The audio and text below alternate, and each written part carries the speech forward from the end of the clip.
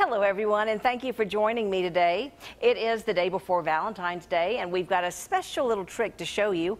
I say we, but it's really Vera Stewart. She has a very cute way to put some heart into your cooking tomorrow.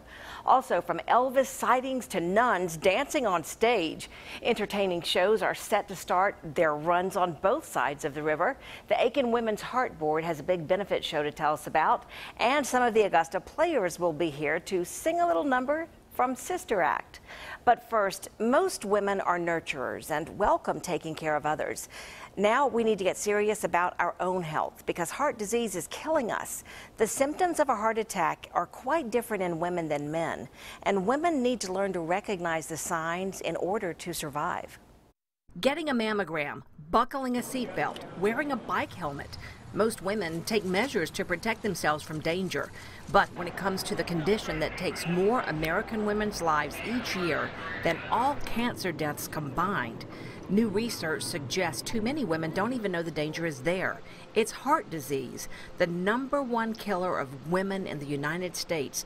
And yet a team of top doctors with the Women's Heart Alliance says in a new survey of women, nearly half may not realize the threat. And that means many aren't taking steps to lower their risk.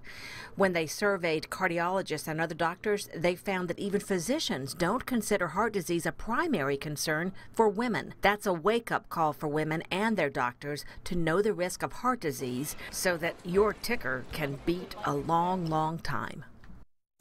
One group that takes our heart health seriously is the Aiken Women's Heart Board. The organization works hard to raise funds and to raise awareness about heart disease.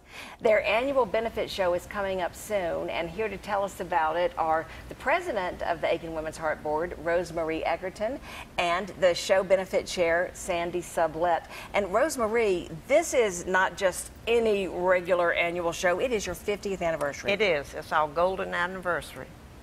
And you have another big landmark. Joe Moore's been writing it for Jim Moore. Jim, yeah. I'm sorry. He's been writing and directing it for 40 years, so he's really done a great job for the last 40 years. And tell us about the premise of the show this year. It's called Airport Blues. It is. Yes. Sandy? It's called Airport Blues. The setting is 1973 at an airport in Memphis, Tennessee. Yeah. And there's been a superstorm, and all the flights are grounded, and all the passengers are stuck at the gates, and Elvis is in the airport, but no one believes it's the real Elvis. They all think he's a fake. And all the music is Elvis music with the exception of one song. Really? So, yeah, it's really cute. Nice. So we could say that Elvis is in the building. Yes. Yes. Yeah. So how big is your cast for this show? We have 23 in the cast, plus we have the set crew and the band and the lighting and the sound crew. Yeah. And we have 45 Aiken Women Heart Board ladies. 45 on the board. 45. The Airport Blues that we're talking about runs February 21st through the 25th. And as we were saying, you know, Elvis is stuck here in the airport with regular passengers, and they can't believe it's Elvis. They don't believe it. You can catch the performance. There are going to be 6 of them between the 21st and the 25th at USC Aiken Etheridge Center. Shows in the evening are $25, the matinees are $20, and the easiest way for you to get tickets is just log on to their website. It's aikenwomensheartboard.com, and you'll see how to go about getting your tickets for the performance that suits you. That's a big commitment, ladies, 6 performances. It is, and it's just local talent that give of their time and their talent. And they've helped us raise over $2 million to give to the American Heart Association. Oh, I'm so glad that you said that, because 50 years ago, the first one you did raised $1,200. Yes. And in these years, $2 million. Over $2 million. Wow. This year will be over $2 million. You'll cross that mark. Yeah.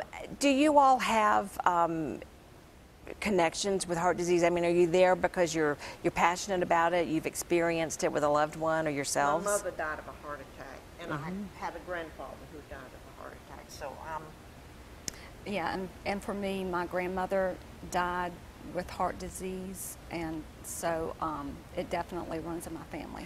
And you know, it's interesting that the three of us women are here and we're all talking about heart disease, and that is what needs to happen, because I think so many times we think about cancer and we think about women and breast cancer, but as we're learning now from the statistics, more women die of heart disease is the number one killer. It is. And it's more than all the cancers combined, and not knowing the signs to look for in women is a big deal because they aren't the same as men. No, they're not. They're different from the men. So women need to be aware of the heart disease. Well, you do a great job in making sure that people are aware. Besides your benefit show, you also do a regular tea. Yes, we do. And it's to thank the members who support the benefits. So it's no charge for them to come. The 45 ladies furnish all of the food and the tea. And it's really a great time. This year we didn't know if it was going to work because it was snowing in Aiken. Yep. But we had over 200 people to survive that weather and come out to the tea. So good, good. The show, like we said, is coming up on the 21st of February. Does Jim have any idea, like, what the next one's going to be? Where do his ideas come from? He says he doesn't. He says, you know, some of the cast get together and they just talk about it. And I think to start off with, they pick out songs, and then once they have the songs down, then they write a script to go with it. They go with it. Yeah, so. But Lots of this year, fun. I think it's the 40th year of Elvis's death.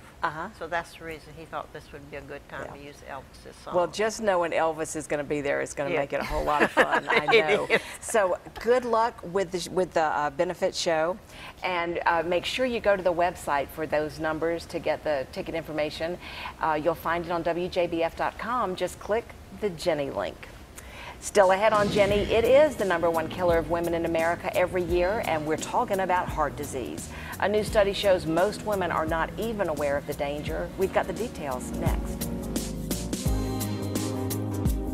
For women than any other cause, studies show 4 out of 5 women still don't consider heart disease the most serious threat to their health. In an effort to change that, the American Heart Association has published a scientific statement on heart attacks written specifically for women. Clark Powell tells us why it's so important. By checking her pulse rate and blood pressure every day, Carmela Powers can spot even the most subtle signs of heart problems. But for years, she unknowingly ignored them. Carmela would get pain in her jaw and had no idea it was a symptom of serious heart trouble. Down in here, this is where it would just erupt, and it would come on real strong, and then it would go away. After ignoring the pain for years, Carmela had 3 heart attacks in a matter of days. Over the last decade or so, doctors have noticed that heart attacks in women can be very different than in men. But it hasn't been compiled together about what are the symptoms, what are the treatments, what are the types of heart attacks that women experience. Now it has been compiled and published by the American Heart Association in an 87-page scientific statement. Dr. Lakshmi Mehta of the Ohio State University Wexner Medical Center was a primary author. She says heart attack differences in women can be stark and are often deadly. When women are having heart attacks, their recognition is often delayed. Could be a few hours, could be days. And could be due to subtle symptoms in women. Both sexes have chest pain, but women can have shoulder or jaw pain, or may mistake heart attacks for heartburn or the flu. And while most men have heart attacks due to artery blockage, women can have different types of heart attacks. One type is where they have intense spasm of their heart artery. It's all information doctors need to best treat heart attacks in women, and now it's all in one place. This is like a one go-to document for physicians or healthcare providers to take a look at. This is Clark Powell reporting. The document also points out that risk factors like diabetes and depression tend to impact women more seriously than men.